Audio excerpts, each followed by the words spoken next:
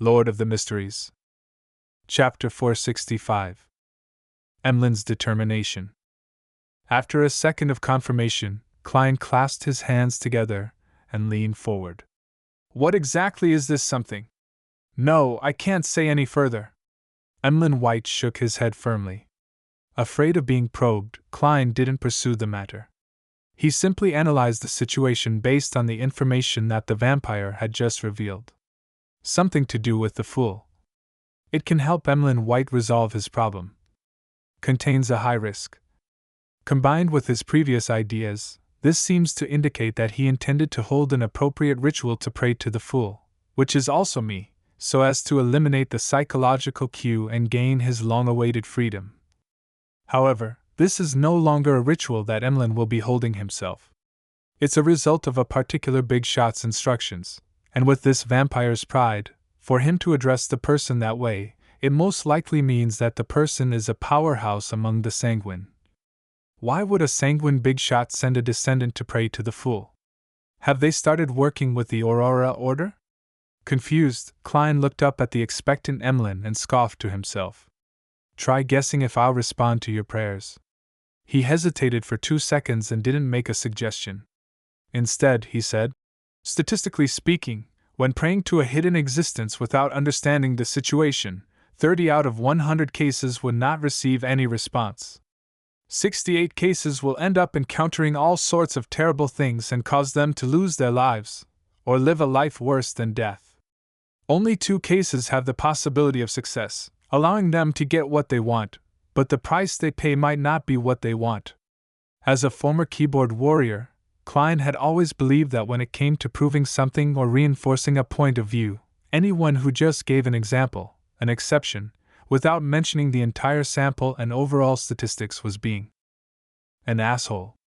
It was merely a trick of concept, and in these cases, there were usually similar companion words such as, I have a friend, a girl I know, or someone around me. Therefore, to convince Emlyn White, he deliberately fabricated some data. Of course, this wasn't entirely baseless. At least, many of the files which Klein had read while he was a member of a Nighthawks team had described similar situations. Only 2 cases of success? Problems happened to 68 cases? Startled, Emlyn couldn't help but lift his hand to smooth his hair. Basically, that is the level of danger over the matter you're going to do.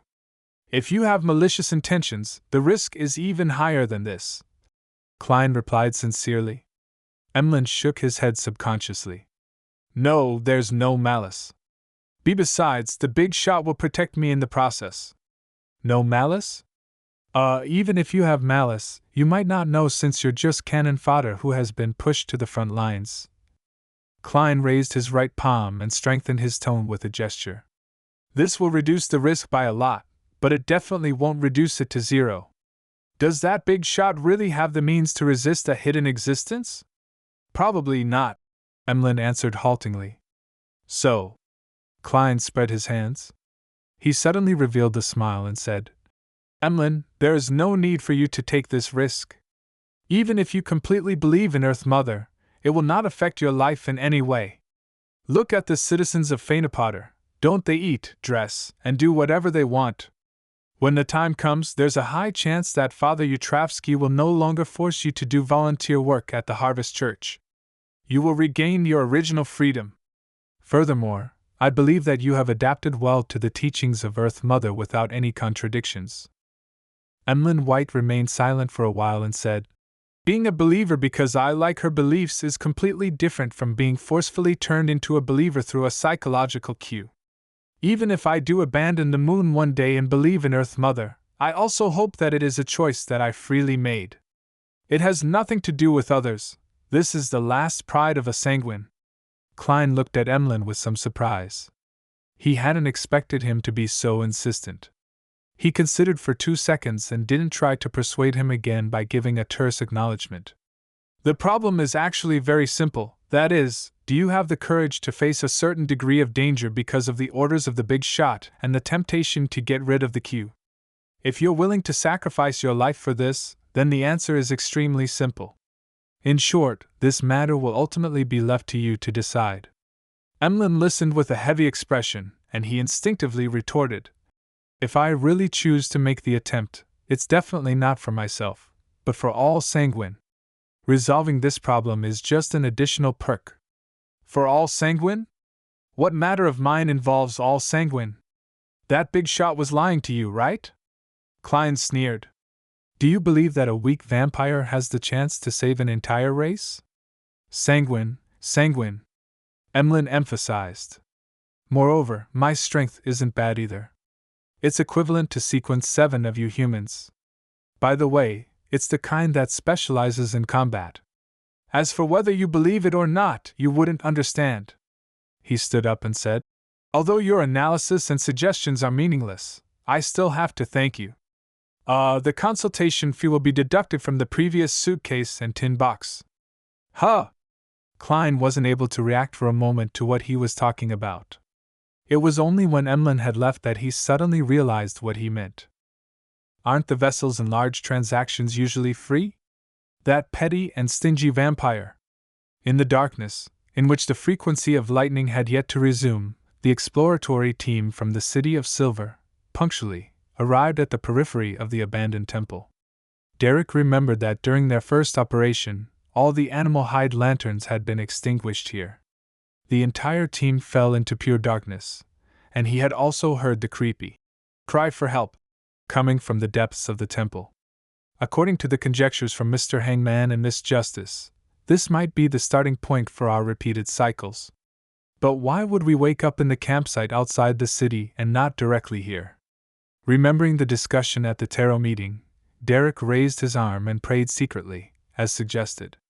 A pure light suddenly burst out from his body, causing Joshua and the other members of the exploratory team to quickly assume battle positions. "What happened?" Demon Hunter Colin drew his sword and asked in a deep voice. Derek looked left and right in horror and said, "Your Excellency, I just heard a child crying, 'Save me, save me.'" He wanted to test if this was a key point. "And now?" Colin asked warily. "I don't hear it anymore." Derek listened carefully. Demon Hunter Colin glanced at Joshua and the others from the corner of his eye. "Did any of you hear it?" "No." The exploratory team members shook their heads. After pondering for a few seconds, Colin came to a decision. He took out a dark blue metal bottle from the secret compartment in his belt and smeared the colorless, viscous liquid on his sword. Then, he stabbed upwards with his sword. Suddenly, the sky lit up. Streaks of silver, snake-like beams started to surge upwards, quickly spreading in all directions. The silver-white light instantly enveloped all the members of the exploratory team, as if illuminating the darkest corner of every single one of them. With a sizzling sound, the silver serpents drilled into the void, heading off into the unknown. Everything calmed down very quickly, leaving only the dim light of the animal hide lanterns scattered in silence. Colin narrowed his eyes. Whatever he attempted had sensed something unknown. After a full 5 seconds, he raised his hand and pointed forward. "From now on, we can't afford to be careless. We have to be on full alert." Such familiar words. This isn't the key to breaking out of this predicament. Derek calmed his heart and followed the team into the half-deserted temple without any delay. This time, he learned his lesson and didn't look at the face of the fallen creator. In the process of inspecting the ground, he managed to get himself to investigate the area where the mural was by being proactive. He held on to the animal hide lantern and the axe of Hurricane in his hands as he and one of his teammates began to take action as a small team.